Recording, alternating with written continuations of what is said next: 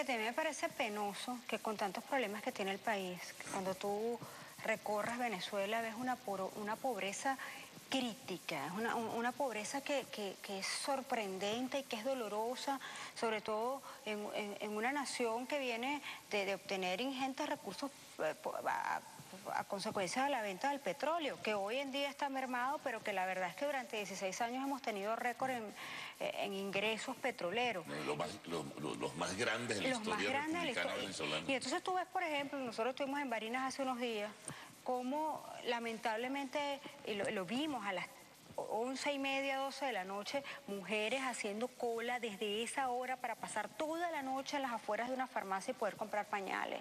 Y eso lo ves en cada rincón de nuestra Venezuela. Mientras el país está muriéndose de hambre, este gobierno se preocupa porque a unos cuantos funcionarios les van a quitar la visa norteamericana. Y lo venden como un hecho que viola la soberanía nacional.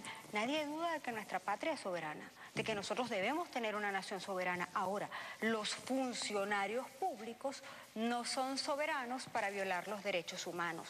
Y en este caso no se trata solamente de una sanción Creo que no solo son visas, es la posibilidad de congelar bienes activos tangibles. Así es. Bienes inmobiliarios, bienes raíces, que también surge una pregunta colateral. Un funcionario público gana el suficiente sueldo para realizar inversiones y tener cuentas en Estados Unidos y tener la familia viviendo en los Estados Unidos, por ejemplo, ¿no? Por ejemplo, así es. Entonces, ¿cuál es el miedo, cuál es el temor o cuál es la preocupación si no tienen dinero en Estados Unidos? O si no tienen testaferros que pudieran también tener bienes a sus nombres u ocultos tras otros nombres. Entonces, yo no entiendo cuál es el temor ni cuál es la tragedia tampoco con una cosa como esta. Pero adicionalmente, Carlos, no solamente se trata de un asunto relativo al Estado norteamericano, que no del gobierno, porque hay que recordar que todo lo que es el poder legislativo nacional, por llamarlo de alguna manera, Estados Unidos, no son solamente los republicanos, también son los demócratas. Es decir, hay una decisión del Estado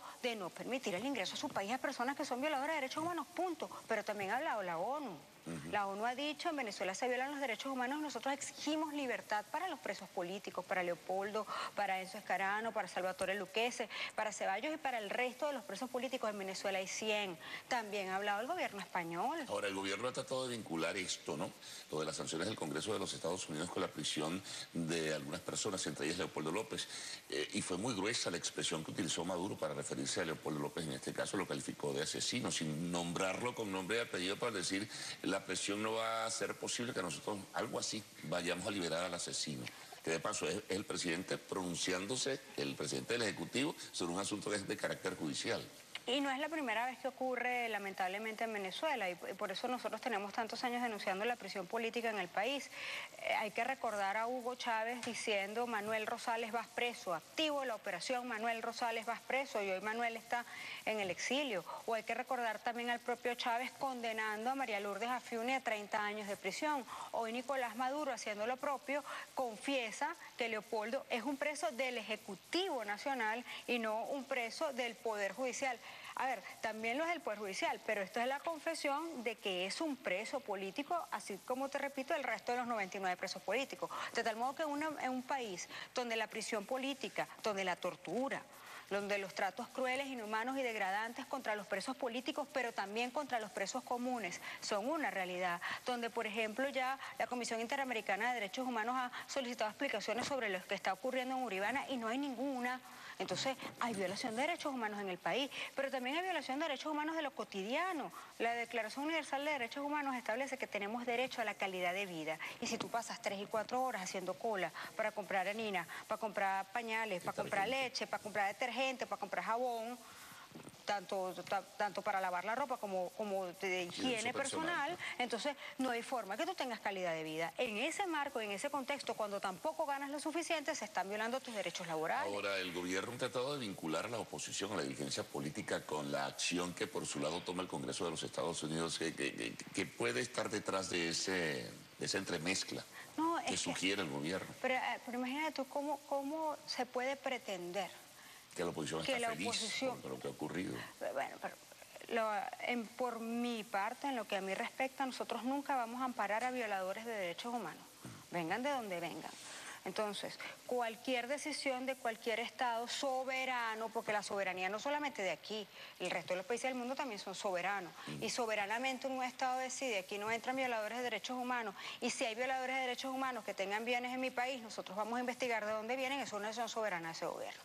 Ahora, no hay ninguna sanción contra Venezuela como país o como nación, la sanción no es contra ti o contra mí o contra quienes nos están viendo, la sanción es concreta contra funcionarios que se presumen violadores de derechos humanos. Ahora, es una decisión autónoma del gobierno de Estados Unidos. Nadie que no sea el propio gobierno norteamericano tiene que ver con eso. Ahora, se nuestra rendija también de la controversia internacional. Ahora es el caso de las acusaciones que hizo y la calificación de asesino que hizo Maduro de Aznar. Se pronuncia el Partido Popular de España y está solicitando pronunciamiento de los partidos democráticos alrededor de lo dicho por Maduro, ¿no? Ellos consideran que eso es muy grave y además llamaron al encargado de negocios inclusive. Así es, y adicionalmente, para darle continuidad al tema de los pronunciamientos internacionales, la propia Internacional Socialista, hace un par de días en Ginebra, ha señalado que en Venezuela se violan los derechos humanos y que hay una grave crisis en esta materia, y ha hecho pronunciamientos también sobre el tema económico, político y social del país, de tal modo que, te repito, España, Estados Unidos, organismos internacionales, agrupaciones internacionales de todo corte ideológico tienen sus ojos puestos sobre lo que ocurre lamentablemente en Venezuela, pero paradójicamente al gobierno de Venezuela no le importa nada de esto. Pareciera que lo único que le importa es que no van a poder ir a ver a Miki en las próximas Navidades. Bueno, concluyendo ya, Delsa, ¿cómo visualizas el año 2015, ¿no? Año controversial, año político electoral, año que puede ser decisivo, ¿no?, en lo que es la proyección política de nuestro país. Yo creo que hay una gran diferencia entre cómo vemos los ciudadanos de a pie lo que está ocurriendo en Venezuela y lo que va a pasar, y cómo lo ven los enchufados del gobierno, que evidentemente no tienen ningún tipo de problema económico, ellos en lo particular, mientras el resto del pueblo está pasando una profunda necesidad, y probablemente toda esa cantidad de problemas económicos, políticos y sociales obedezca a la intención global del régimen de imponer un sistema totalitario en Venezuela. Ahora tenemos una oportunidad de oro el próximo año. Nadie sabe la fecha, probablemente a principios de año, medio, no se sabe, pero lo que sí es importante es que tenemos la oportunidad a través de la Asamblea Nacional, ganando la mayoría, de producir el cambio político que Venezuela merece, de iniciar ese proceso de cambio político que todos los venezolanos estamos pidiendo a gritos. Delsa, muchas gracias.